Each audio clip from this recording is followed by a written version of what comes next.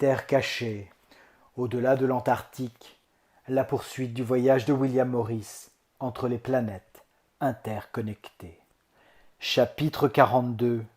Les géants de Patagonie défendent les terres humaines.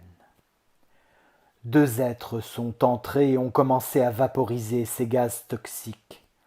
J'ai mis un masque sur mon père qui venait de se réveiller, encore endormi, sans comprendre la situation. Tout en essayant de faire de même, j'ai pu localiser le mien, puis fermer la porte de la chambre. J'ai fait signe à mon père de se taire, et nous nous sommes fondus, tous les deux, dans un silence sépulcral absolu, celui qui dure quelques secondes, mais dont toute votre vie défile devant vous. Des sirènes et des alarmes assourdissantes pouvaient être entendues à l'extérieur alors que les explosions commençaient. Mais quelles seraient ces explosions, nous nous sommes demandé. À ce moment-là, peu importait car le danger principal était juste derrière la porte. Une créature marchait dans le couloir à l'extérieur, tandis qu'avec mon père, en silence, nous nous attendions au pire.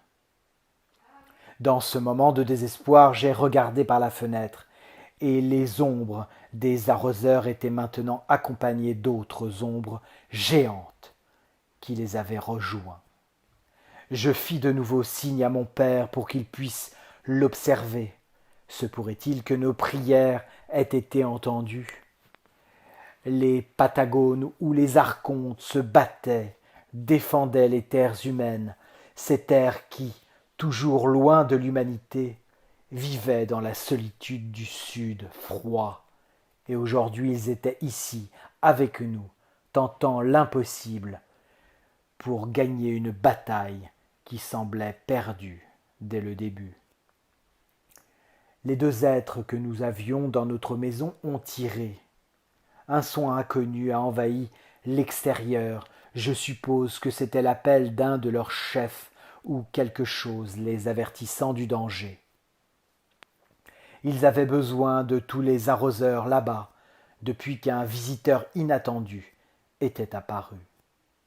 Ces géants n'avaient aucune pitié, et tandis que beaucoup tombaient sous les gaz qui émanaient et les rayons bleus d'une sorte d'arme que ces êtres utilisaient beaucoup, d'autres renversaient encore les arroseurs avec leur force écrasante. La différence de force physique était abyssale en comparaison. J'ai ouvert la porte dans la panique et la stupéfaction, mais avec un peu d'espoir, je n'ai vu aucun être franchir la porte. J'ai fait à nouveau signe à mon père, et nous avons essayé de sortir, bien qu'à ce moment-là, nous ne savions pas vraiment si nous étions mieux à l'extérieur ou à l'intérieur de notre maison.